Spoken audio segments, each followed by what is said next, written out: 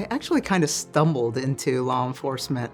I was 23 years old, didn't really know what I was going to do in life, and I was playing softball, and a couple of friends on the softball team said, "Hey Sandra, you should be a police officer. You've got the right personality." Really didn't know what that meant at the time, but I was like, okay, I'll give it a shot. If you think about it, she started the police department back in the 80s, 87, I believe, when I was getting my driver's license. Sorry, Chief. And at the time, there was a small percentage of women in law enforcement, maybe 5%. And fortunately, that number has risen over the years. She started with the, I believe, MCSO first, and then went to Chandler before coming to Phoenix. She'd come home and she'd stand in the hallway of this house that we lived in and tell stories of what happened in the shift. It was so entertaining, and we were all in awe. I remember walking up and to the front desk, and I saw a female standing there, and I thought, oh my gosh, I hope that girl's on my squad. And when she turned around, I was a bit taken aback because she had these giant, jumbo size, probably the size of like elephant ears, these blue lensed glasses with these wires. And I thought, wow, I wonder if those are tactical blue glasses, or if she purposely meant to buy those glasses, or she's borrowing them. But anyway, I ended up giving her some glasses advice as we became friends, and we picked out some cute, nice, smaller framed glasses. Just hearing these stories and hearing that as a female, as a Hispanic female, she's having these success stories in this exciting, incredible life. It was something that I decided that I wanted to try to strive for as well. So to see somebody like Sandra Renteria, confident, competent, quality police officer, she was Hispanic, Spanish-speaking woman, and she just rose through the ranks.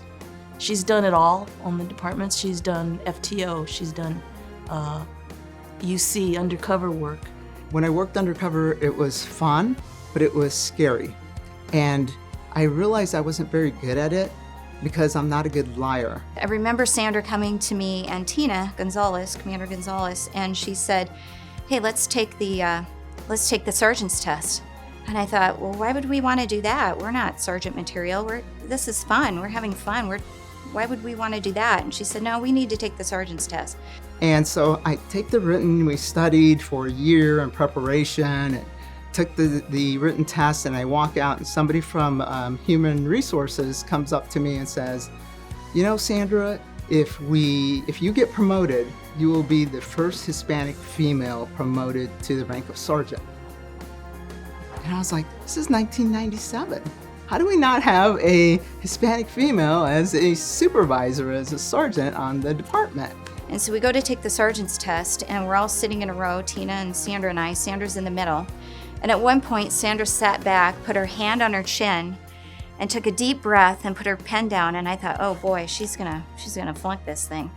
Sure enough, I think she came out number 3. Every day I was meeting somebody new that I'm hoping that I had a positive impact with. She's always asking about your family. She's always asking about your professional life. In fact, I just sat down with her a couple of days ago, even after 25 years on the department, and she was giving me some career advice after 25 years. I don't think I would have ever made it to the rank of commander if it wasn't for her. She was just such a positive role model and good friend to us. 6 years later, I was promoting to lieutenant, taking the test, and again, they said, you'll be the first Hispanic female as a lieutenant, and same speech as a commander, and same thing here as an assistant chief. If it was a situation where it was a big scene, there might have been 3 or 4 supervisors out there. Sandra was always at the helm. She would calm, she asked the right questions,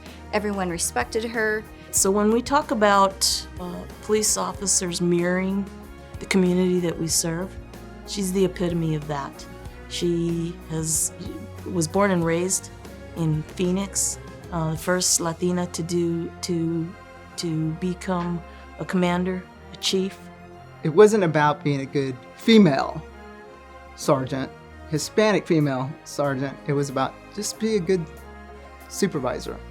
And so I knew I just needed to work hard and do well. She did so many things in the course of her career that were absolutely trailblazing. She truly is a person that young Latinas can look at and say, wow, she's done that and I can do that too. You know, as you progress through your career and you look back, it's not about the rank that you achieve, it's not about